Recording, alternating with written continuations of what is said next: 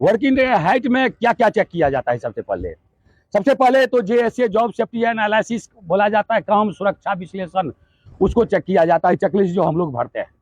उसके बाद हो गया वर्क परमिट। आदमी का फिजिकली, मेंटली और मेडिकली आदमी का शरीर जो है दुरुस्त रहना चाहिए, हर एक टाइप से, शारीरिक रूप से, मानसिक रूप से और चिकित्सीय रूप से। कहने का मतलब बीमारी कोई तो नहीं है। इसके बाद उसको वर्टिगो टेस्ट किया जाता है, हाइट पास का ट्रेनिंग दिया जाता है। ट्रेनिंग देने के बाद उसको हाइट पास दिया जाता है, जो ये आदमी हाइट में काम करने के लिए पूरा फुल तैयार है। उसमें जो टेस्टिंग किया जाता है चढ़ने में, तो एक डर भी पैदा हो जाता है आदमी को। जो फेल हो जाता है तो हो भी जाता है, और वैसे डर भी पैदा हो जाता है। डर के लिए नीचे उतरने के बाद ब्लड प्रेशर चेक किया जाता है। तो वो जब टेस्ट हो गया तो हो गया, ठीक है। जो पास नहीं है हाइट पास, वो नीचे में ही रहेगा। अब है काम करने वाला वर्किंग प्लेटफॉर्म जो है वो कंप्लीट रहना चाहिए, उसमें टैग लगा हुआ रहना चाहिए। ग्रीन टैग है तो सेफ हो गया, तो ग्रीन टैग हो गया, अच्छा सब कुछ बना हुआ है।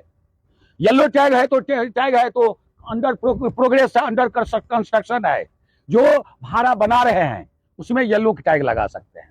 और रेड टैग जहां लगा देंगे, स्कैफोल्डिंग टैग, वहां क्या होगा, वहां कोई नहीं, इसका मतलब है वो डेंजर है, वो काम करने लायक जगह नहीं है। इसलिए रेड, बिजली में देखता है रेड लगा हुआ है कि नहीं, डेंजर लगा हुआ रहता है। तो ये बात है। अब आगे आप खतरा क्या सब है वर्किंग एट हाइट में। वर्किंग एट हाइट में सबसे पहले जो है आदमी को गिरने का खतरा है। सेम लेवल पर भी गिर सकता है, सीढ़ी पर से भी गिर सकता है, और ऊपर से भी गिरने का खतरा है। गिरने का खतरा से बचाने के लिए उसमें सबसे पहले ग्राउंड लेवल से लेकर के और वर्किंग प्लेटफॉर्म तक सीढ़ी लगा हुआ सही से रहना चाहिए, आने जाने का रास्ता कंप्लीट रहना चाहिए। अगर उसमें और बात आ जाता है, अगर वर्टिकल लेडर है 90 डिग्री का, जैसे उसमें है, उस स्ट्रक्चर में है, उसमें क्या है, उसका क्या है, रोप ग्रिप फॉल अरेस्टर आता है, लगाया जाता है, और सेफ्टी बेल्ट के साथ उसको ऊपर चढ़ा जाता है। वर्टिकल लाइफ लाइन भी लगाया हुआ है, तो 90 डिग्री में फॉलो होता है। हम लोगों को 90 डिग्री नहीं है, तो इसका भी डिग्री है। सीढ़ी का डिग्री 75 डिग्री होना चाहिए। 75 डिग्री में आदमी आराम से झुक करके आना जाना कर सकता है। दूसरा लगा लीजिए, तब पहला को खोलिए। जैसे हाथ दो रहता है, दो हाथ रहता है, एक सीढ़ी पर चढ़ते हैं, एक पकड़ते हैं, दूसरा पकड़ लेते हैं, तब पहला को छोड़ते हैं। वही बात सेफ्टी बेल्ट में भी आ जाता है। और वर्किंग एट हाइट को जो बोला जाता है, 1.8 मीटर से ग्राउंड सरफेस से लेकर जितना ऊपर जाएगा वो हो गया वर्किंग एट हाइट। तो ऐसा क्यों बोला जाता है 1.8 मीटर? क्योंकि सेफ्टी बेल्ट का लैंड यार्ड जो है 1.8 मीटर का होता है, 1800 mm का होता है। तो 1800 mm के ऊपर जाएगा तो आदमी गिरेगा कि नहीं गिरेगा? गिरेगा। लेकिन उसका तरीका यह है, सेफ्टी बेल्ट जहां तक हो से ऊपर लगाना, कंधा से ऊपर लगाना। जितना ऊपर लगाएगा उतना क्या होगा, जंपिंग का रास्ता कम होगा, और जितना नीचे लगाएगा उतना जंपिंग अधिक करेगा। तो सेफ्टी बेल्ट लगाने में, जंप करने में भी चोट इधर उधर लग जाता है। इलेक्ट्रोक्यूशन, इलेक्ट्रिकल शॉक लगने का खतरा है।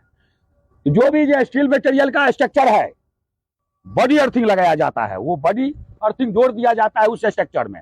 इसके अलावा जो भी इक्विपमेंट चलेगा, पावर टूल्स चलेगा, वो ELCB RCCB से कनेक्ट रहना चाहिए। उसका जो है काम का अर्थिंग लगा हुआ रहना चाहिए, ग्राउंडेड होना चाहिए पैनल रूम जो भी है। तो वो सब मशीन, अगर मशीन का फिजिकल कंडीशन ठीक रहना चाहिए, मशीन चलाने वाला आदमी भी ठीक रहना चाहिए, तब होगा, तब इलेक्ट्रिकल खतरा दूर हो जाएगा। PPE आइटम मस्ट है, उसमें बोलने वाली बात नहीं है।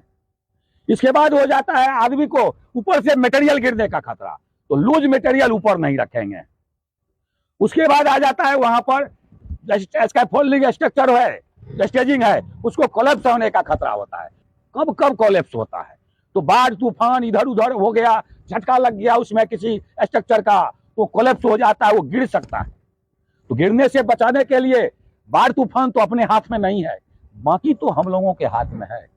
उसका जो है बेस टैंग, ये डायगोनल सपोर्ट जो है ऑर्टिकल लगा हुआ सही से रहना चाहिए। उसका अटैचमेंट रहना चाहिए किसी बिल्डिंग स्ट्रक्चर से, चाहे बेस में भी होना चाहिए और ऊपर में भी होना चाहिए। अगर सपोर्ट भी रहेगा तो क्या होगा, वो कोलैप्स करेगा, वो कोलैप्स नहीं करेगा। तो आदमी का खतरा हो गया, मटेरियल का खतरा हो गया, इक्विपमेंट का खतरा हो गया, वर्किंग एट हाइट का खतरा हो गया। तो सही तरह, और उसमें एक और पॉइंट आ जाता है, सेम लेवल में वर्किंग एट हाइट में दो जगह काम नहीं होगा। जैसे सीढ़ी पर चढ़ रहा है, एक चढ़ के उतर जाएगा तब ये दूसरा चढ़ेगा, वो सेम लेवल हो गया। एक ऊपर में काम कर रहा है, दूसरा नीचे में काम करेगा, क्या होगा, ऊपर का मटेरियल उसके ऊपर गिर सकता है।